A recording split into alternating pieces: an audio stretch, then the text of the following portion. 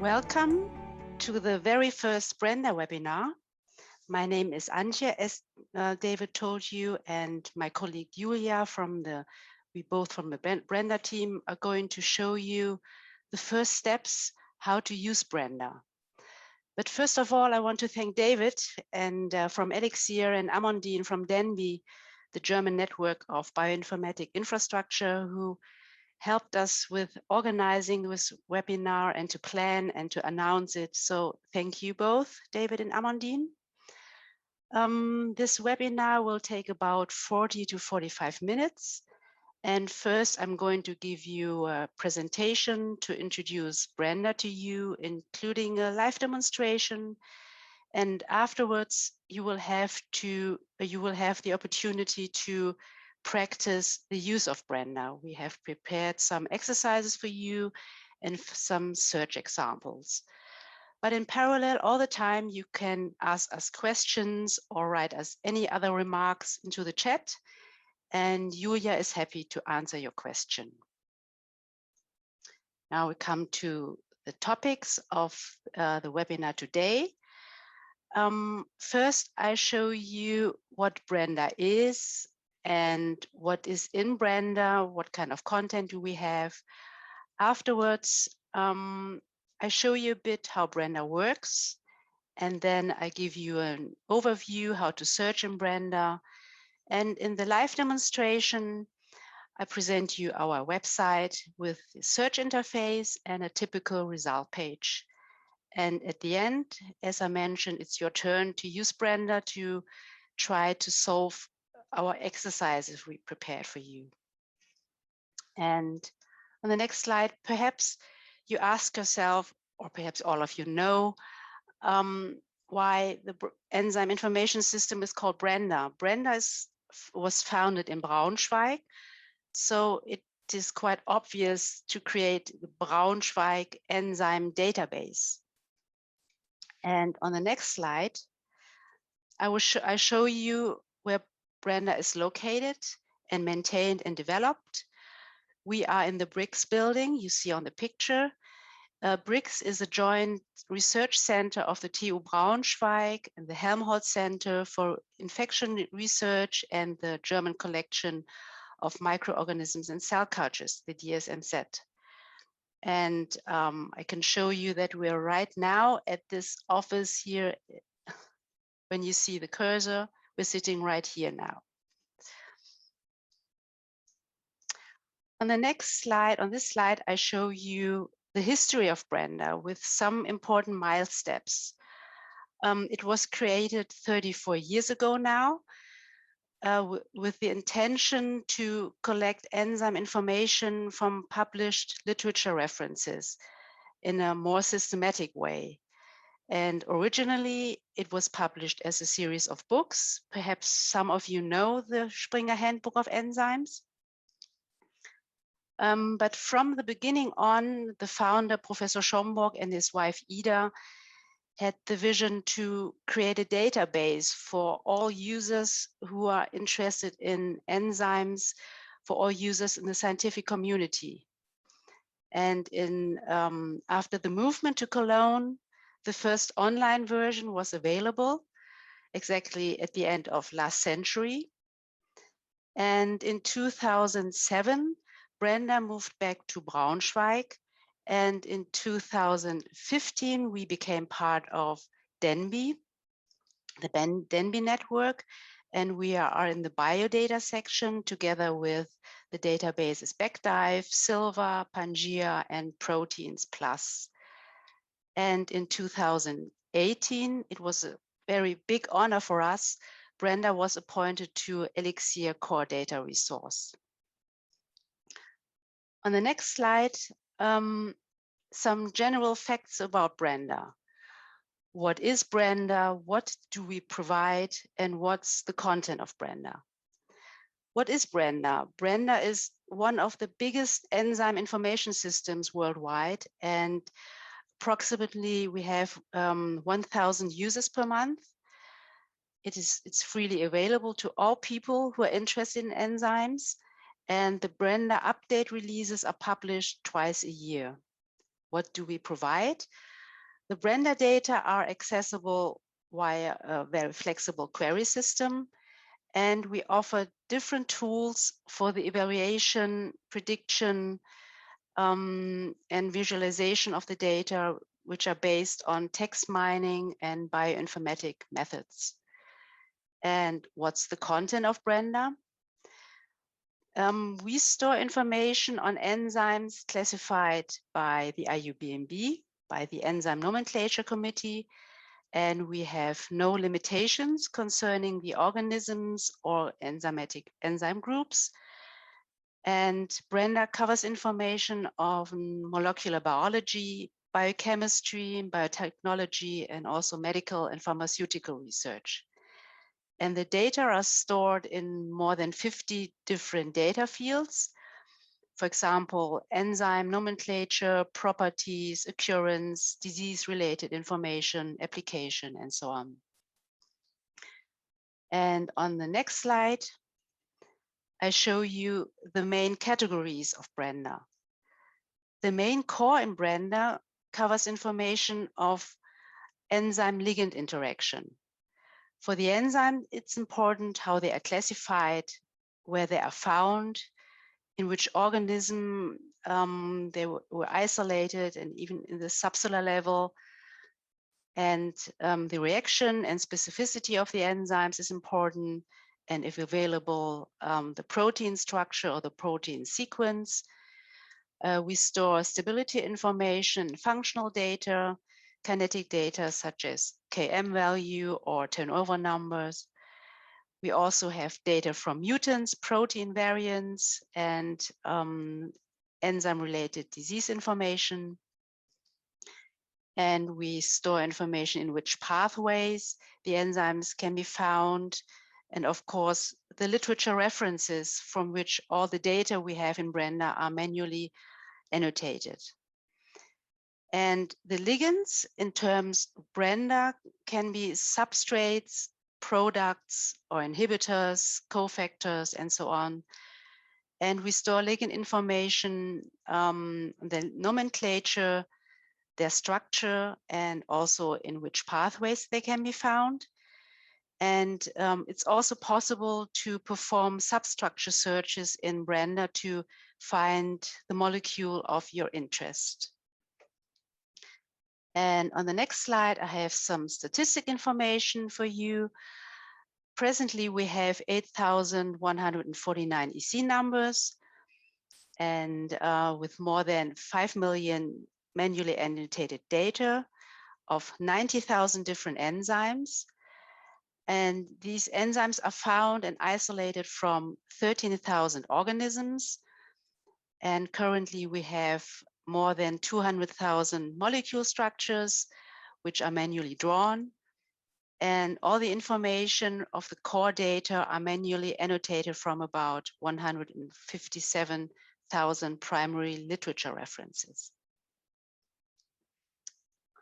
And on this slide and the next two slides, I will show you where the information of Brenda come from and which are the 4 pillars of Brenda in general. We will start with the main core here on the left. As I mentioned in the previous slide, the manually annotated and evaluated data in Brenda from more than 157 references. And additionally, on the right side, you see the text mining. We include about 2 million text mining data from 4 million PubMed abstracts. And these data contain general enzyme information, kinetic information, tissue, and also enzyme-related disease information.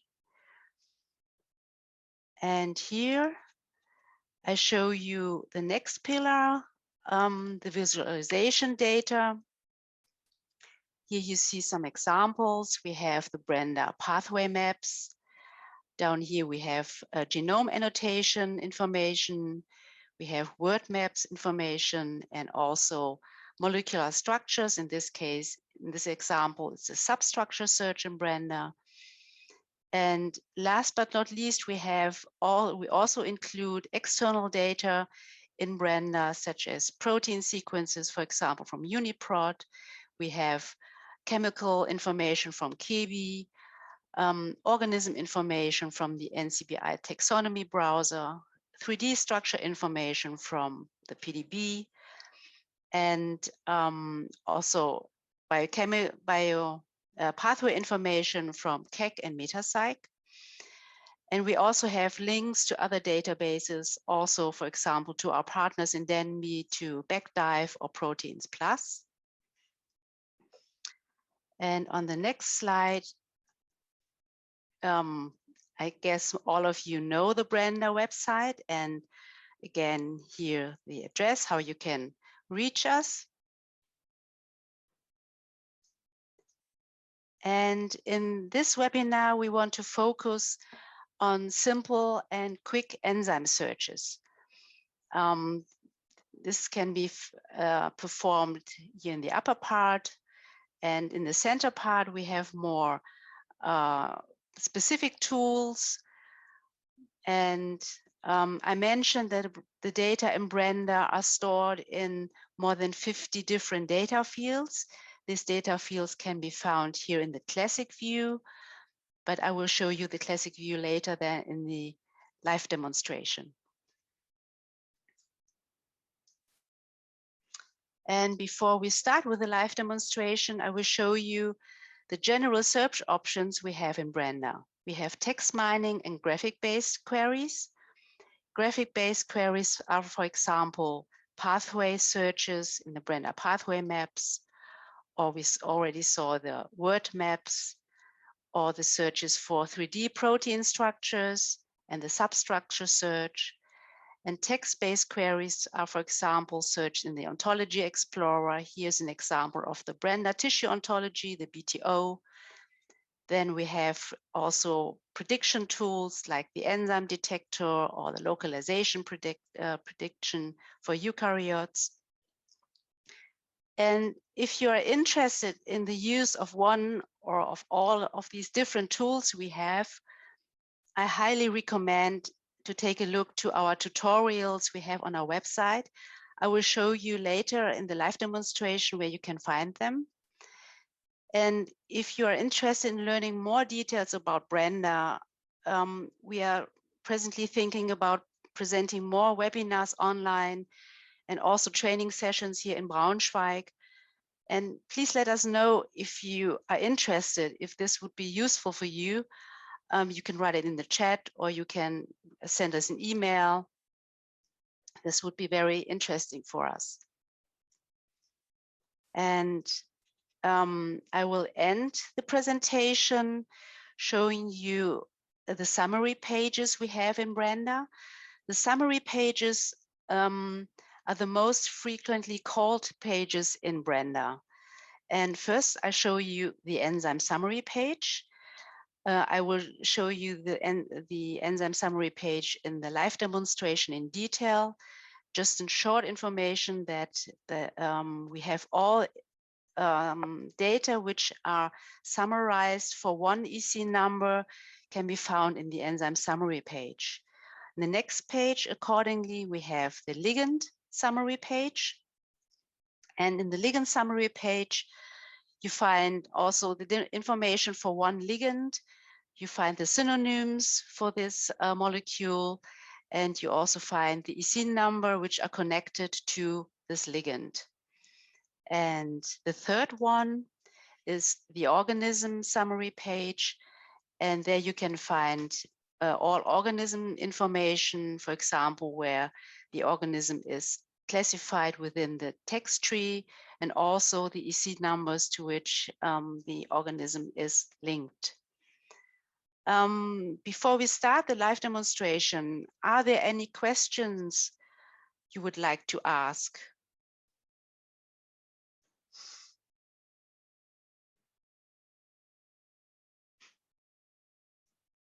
No questions so far? Then I would go on with the live demonstration. I try to switch my screen. Okay.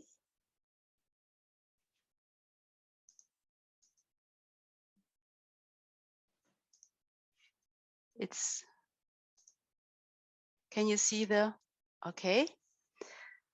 Again, our website.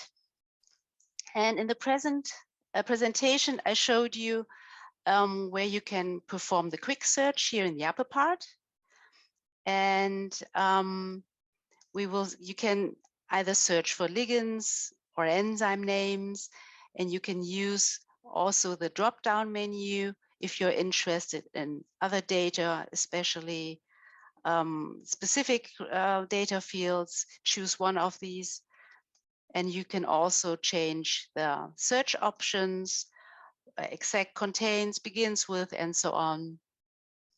And in the center part, you find the more specific tools I talk about. And I told you about the classic view. Now I click on the classic view so you can see that there are the different data fields again. And if you would like to, if you know what you're looking about, if you know you want to search, for example, the KM value, you click on the KM value and then you will lead to the search form, and there you can perform your specific search. But now we go back to the entry page. And since the last release, we have a new section, is this news section. And in this new section, we have extra information about the current release or for the upcoming release. Also the announcement for this webinar today, or in the last release, for example, we had an extra update for COVID-19 enzymes with ECN numbers, which are now presently can be seen in Brenda.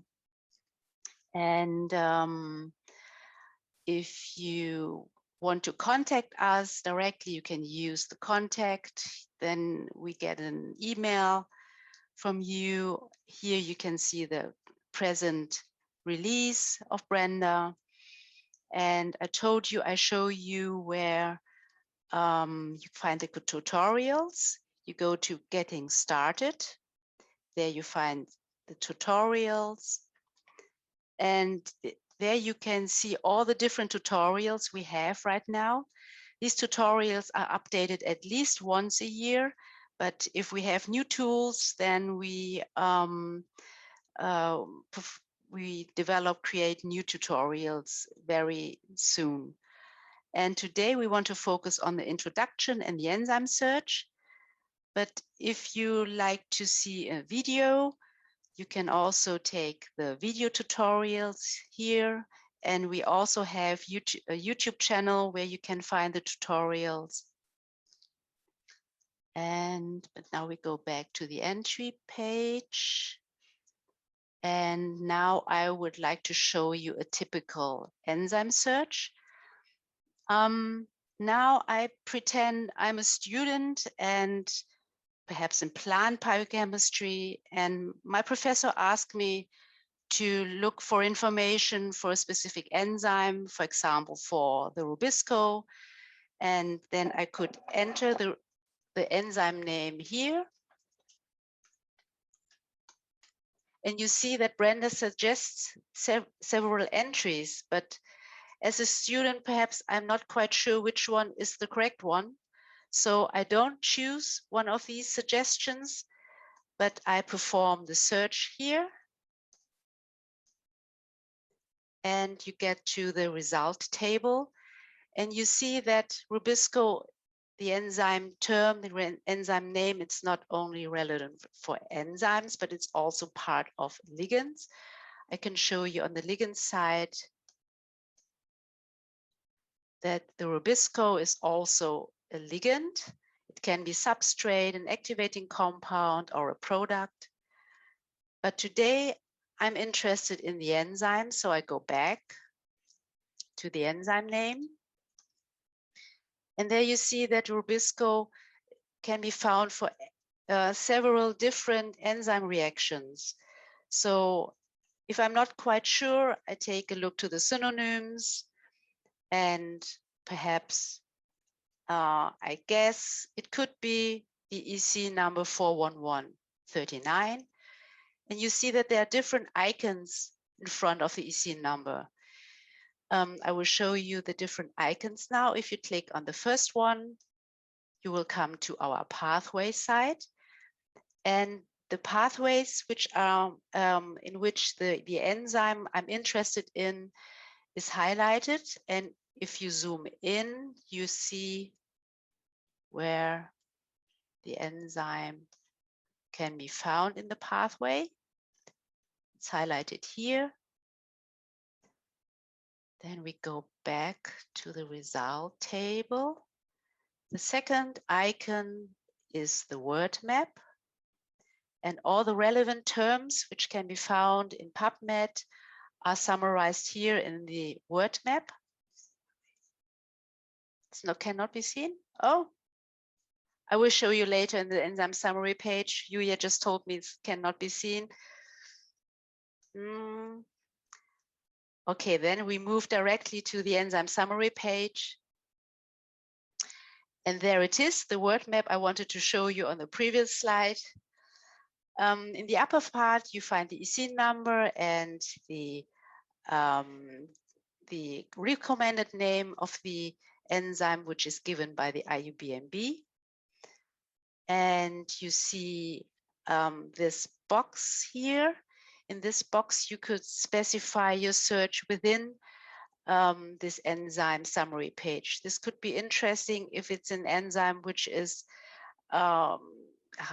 very important or with many different references with a high number of data.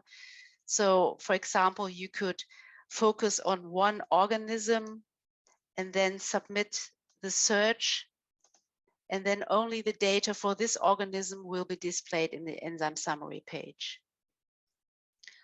On the left side, you see the navigation bar, and the numbers on the right refer to the number of entries we have in Brenda. There's one thing I forgot. This is the reaction scheme. And this reaction is also given by the IUBMB. And if you click on the ligand name right here, you will come to the ligand summary page. I hope you see the ligand summary page.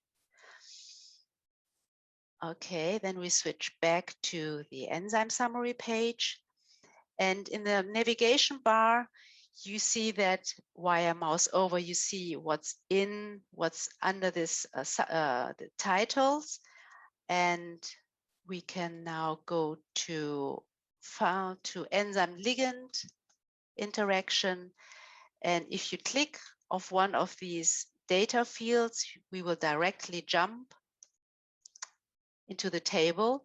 And this is a typical table in the enzyme summary page. In the first column, you find the main entry. In the second column, the relevant organism. In the third column, you find the UniProt ID, and in the commentary field, if there are any important commentary belonging to this inhibitor, then we have the literature ID, and on the last column on the right side, the structure icon. And I hope you can see the structure when I click on. It's possible to see the structure, Julia? It's I don't know how to show you. I have to switch the screen again. I will show you the structure. It's over here. You can see the structure if you go to the structure icon on the enzyme summary page. But now I switch again back to the enzyme summary page. I hope it works. Yes, there it is. And now I can show you another example. It's we go to the organism field.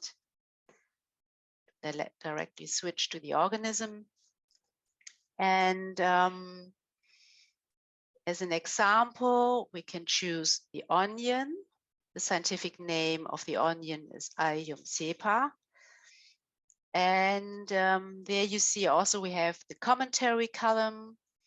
And there I can show you the reference specific view. You have to click on the ID, the literature ID, and then you come to the reference specific view where all the information of this single reference is summarized. And if available, we also have a PubMed link, and we also, in this case, it's not available, the Europe PMC link. Now we can go back to the enzyme summary page. And if we click on the UniProt ID, we can show you the protein sequence. There you find the complete protein sequence. And over here you find the direct link to Tremble UniProt. And down here we have the sequence, the possibility to download the sequences in different formats so you can use them for your analysis. Now we go back to the enzyme summary page. And at the bottom, we have the external links to other databases. Okay, this would be now the end of the presentation of the live demonstration. Do you have any questions so far concerning the enzyme summary page or enzyme searches in general, or to Brenda? Do not hesitate to ask us.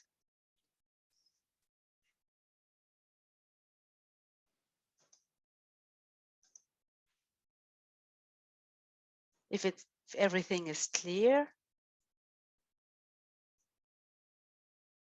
we can switch again to the presentation.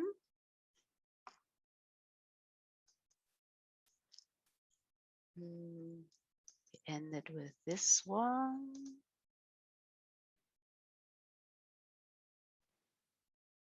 Okay, it's a presentation again, and now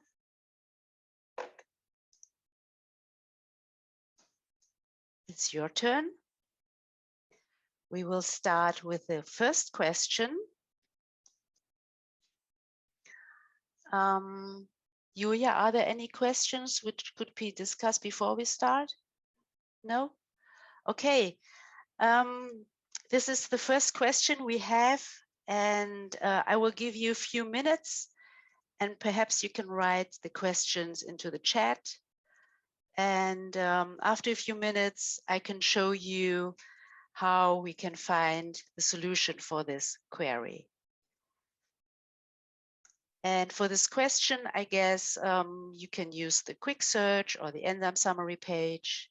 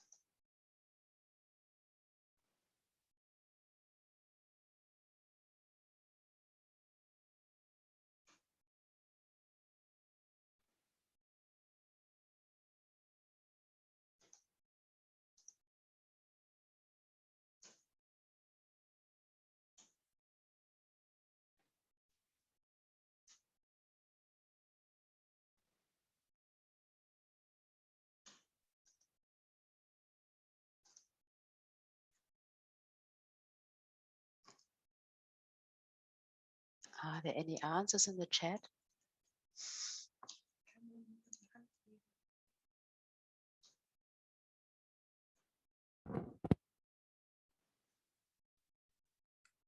It appears that people can't see the chat option. I do apologize if that's the case.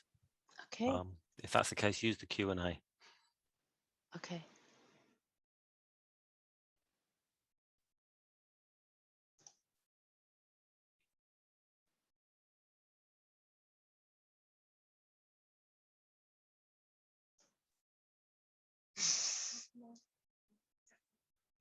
Okay.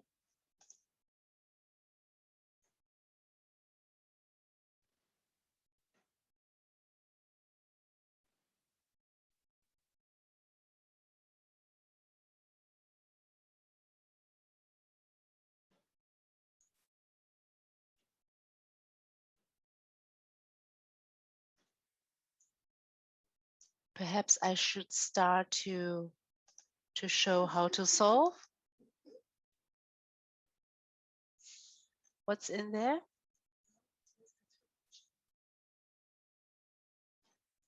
Do you see the answer?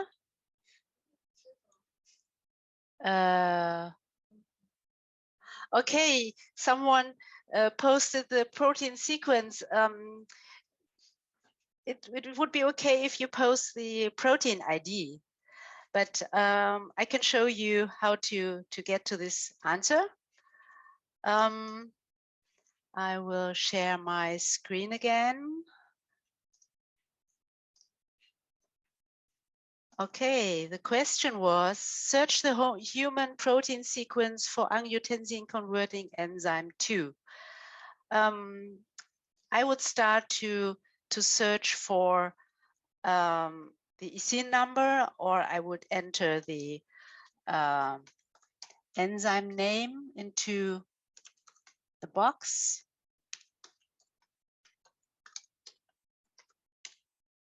Enzyme. Then I would 2.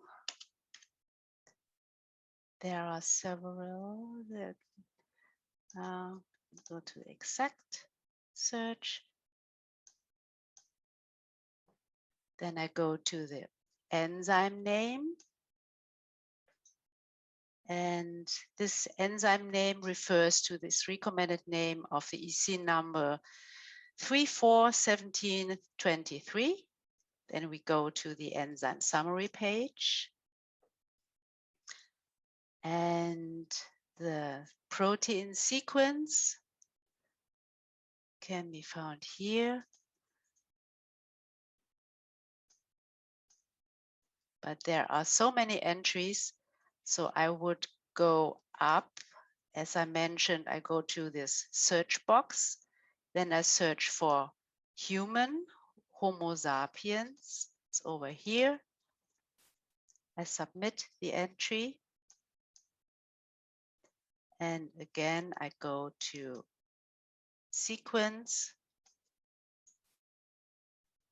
And there you see the protein sequence for the enzyme.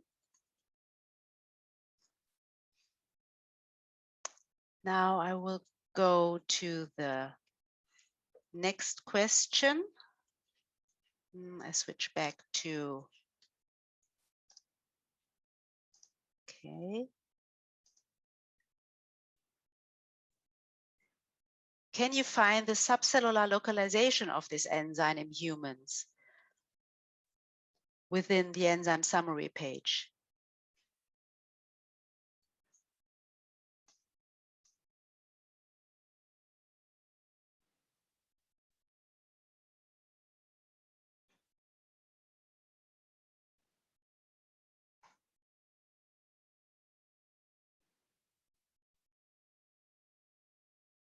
Someone wrote that the link out to UniProt doesn't work for Denise, I guess, yes. Sometimes the UniProt or different databases, they change the connection. So I don't know if it's perhaps a bug. Did you test it, Yuya, if we can link out to Tremble to UniProt? Normally it should work.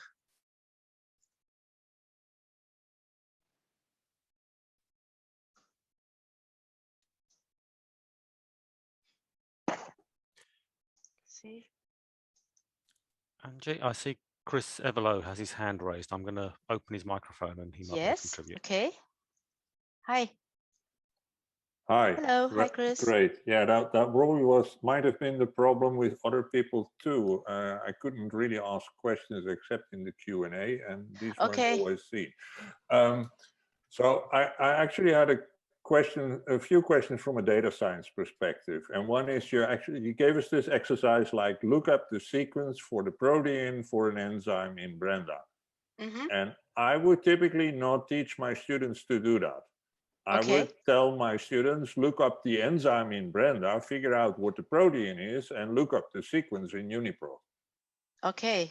Do you agree with that? Or do you actually do that yourself? Like, does that link out immediately go to UniProt anyway? Normally this link out should work, and many people start with the enzyme summary page, and if they see that there is a link to UniProt, they use this link. And if the people are more the protein or interested in the functional data, and they see that there is a UniProt ID, they use this link to UniProt and then switch to UniProt and use their information. Yeah, that also makes sense, right? They're the core resource, and we typically there are two. I think there are many ways to use these links, and from our side, from our experience, the people often use the enzyme summary page to start to search in other databases. Okay. Yeah, and I think they actually should, right? Yeah. Every database. That's a typical thing in bioinformatics. Every database offers something specific to that database. Like Brenda is about the enzyme function, and it's really important.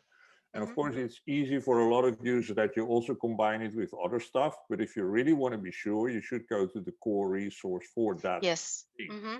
Right? It's just a start to use the Brenda enzyme summary page, and then further look for your detailed information you're looking for, the specific ones.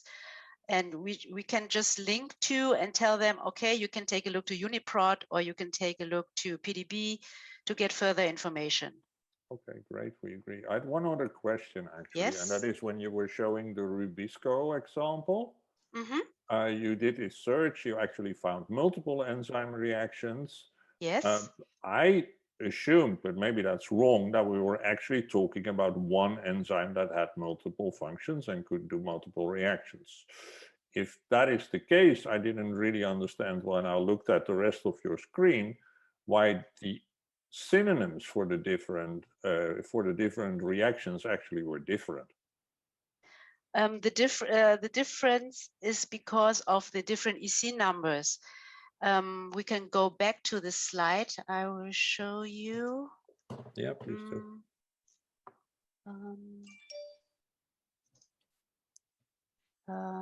We have go. Oh, I can share it I show you on the browser. It's easier then. Sorry, I switched again. I will start the search from the beginning, so it's faster. Rubisco. Then I start the search. You mean when we got to this result page of the enzyme? You're right that this is all a complete complex, and this is just a part of the Rubisco. The enzyme Rubisco is just a part of it, but the EC number system refers to the chemical reaction. So for us, it is important that it can be differentiated between the different chemical reactions. Do you know what I mean? I think what it means is that these, I'm not sure. It really means this is different reactions, which is in the first column. Then these reactions actually have different enzymes, but all of these are called Rubisco. So Rubisco is actually a non-unique term then. Yes, that's right. That's right. All right. Yeah, then I misunderstood. I thought we were talking about one enzyme that could No, catalyze no. multiple reactions. Okay. I think the term enzyme, it's a bit difficult. We can talk about one protein, or we can talk about enzymes, EC numbers, and we have many, many, many enzymes which are classified to one EC number. Yeah. This is why we have more than 90,000 different enzymes for 8,000 EC numbers. Yeah, but here I was thinking the problem might be more, we have one enzyme, one protein that Yes. catalyzes multiple EC-coded reactions, but that's apparently not the case. Mm-hmm. Yes. Okay, thank you. More questions? Could you answer the second exercise, the question? I will switch again.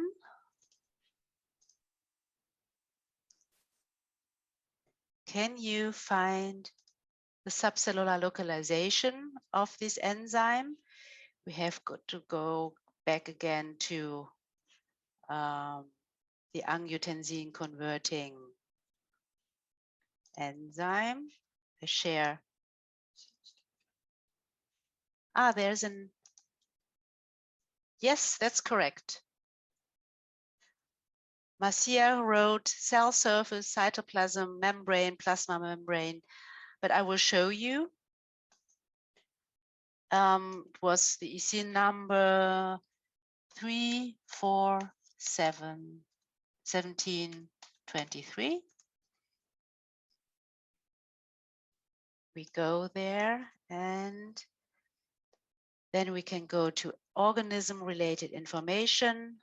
We go to localization,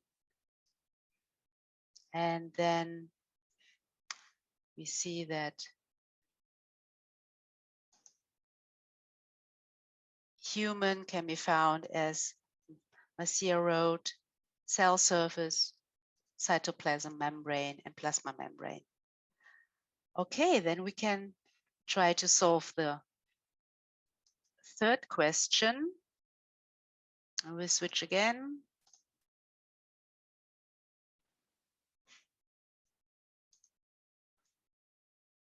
Can you display one of the PDB structures from the human enzyme, which also can be found in the enzyme summary page?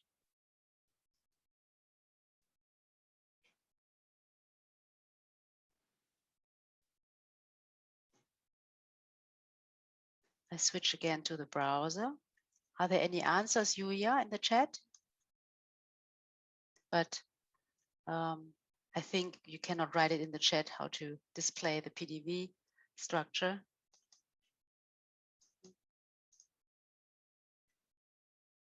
I show you in the enzyme summary page. We go to enzyme structure. We go to PDB, and we find that there are many entries for human. And we just choose one of these. I show you. This, for example, would be the 3D structure for one human enzyme. Okay. And then we have a last question, which is perhaps a bit more challenging. I show you here. Find the inhibitor acting against the RNA polymerase from coronavirus. You should start when you search for this answer from the entry page. Perhaps you can find the answer.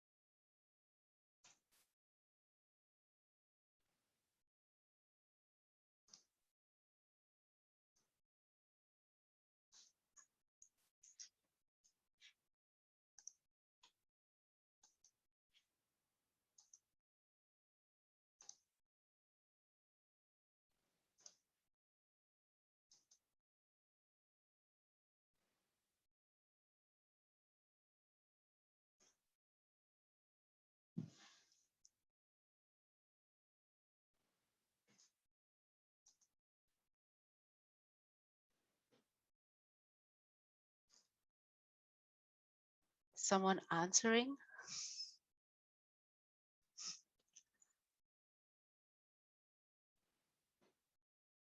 We can start to show how to solve this. Let us switch to the browser again.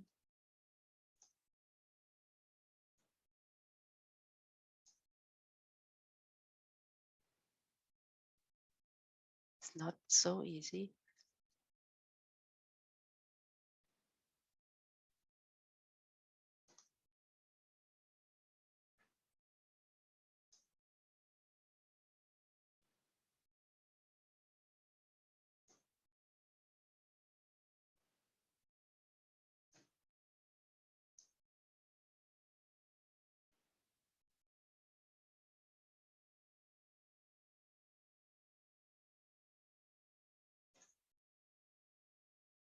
I think I start now to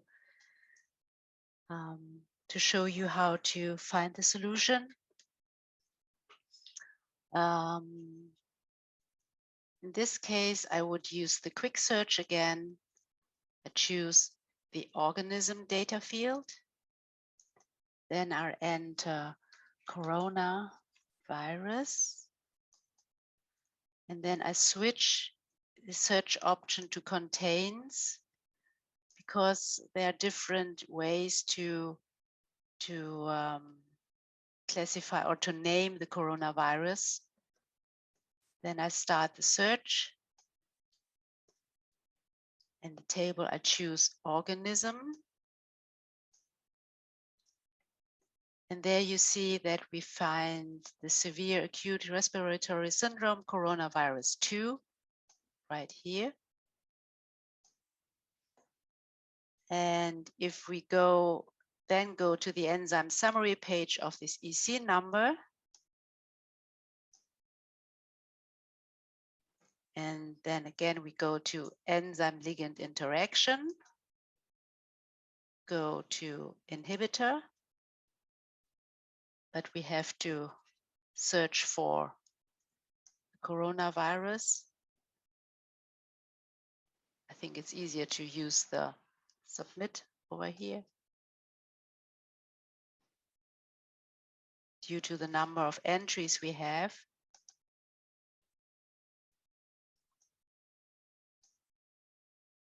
Again, to the inhibitor, and there it is.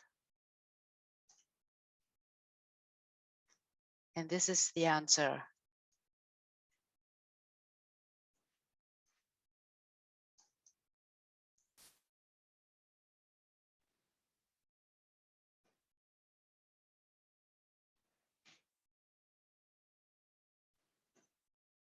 Could you find the inhibitor too?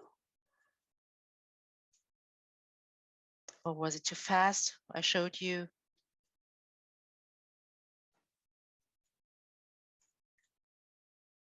Or are there any other questions you have, not only for the exercises, perhaps now you have some specific questions concerning Brenda. Yeah, I think I can still talk, so that's easy. Okay. I think a lot of Elixir people will actually want to know more about your API. Like, can we access Brenda programmatically? Can we use it in workflows? What type of output formats are provided and things like that? Julia and I are more responsible for the content and for the research, for the pathways and so on. And we have 2 IT specialists, but both of them are now not here in the office. So please send us the questions per email or use the contact, and we can forward them to them so they could answer the question better than we both can do.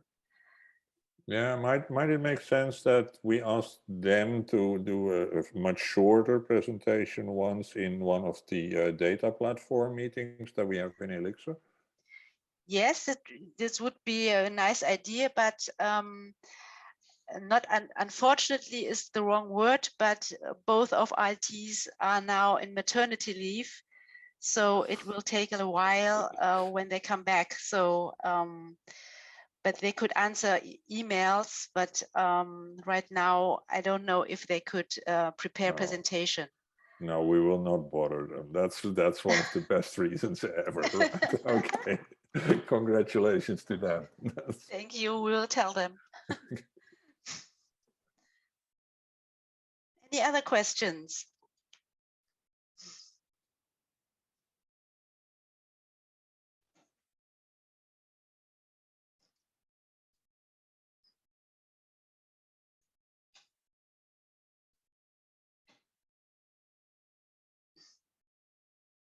No questions?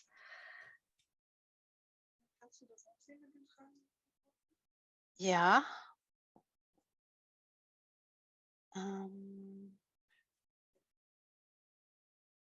I think Julia's been answering quite a number of them as we've been going along in the Q&A box. So there's a lot of details in there which people can follow. I see that there's a question concerning the oil palm. If you want to know enzyme information about what kind of enzymes can be found in oil palm, you can use Brenda 2. I can make a quick search if I can find it. We go back and then we go to the text tree. It's more specific search. Then, unfortunately, I don't know the scientific name for oil palm. Julia, do you know? You know? I will see if we have it here. We don't have any. I guess there are different species. Do you know the scientific name for it? No.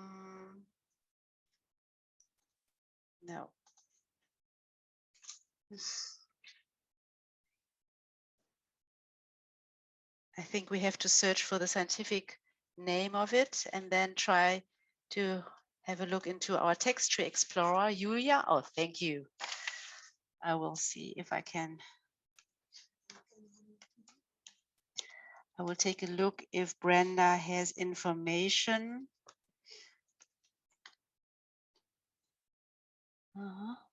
Okay, is there a typo in there, Julia? It's correct? It looks, I will perform the search and see if there are any answers. No, unfortunately. Where? This one. Ist richtig? Right?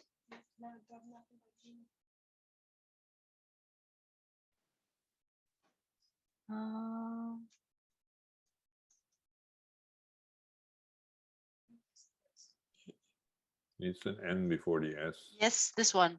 Yes. Yeah, okay. Yes, we have. In the text tree explorer, you can see here on the left in the box which enzymes are correlated to the oil palm. And this is one possibility to find enzyme information for a specific organism. Did this answer your question?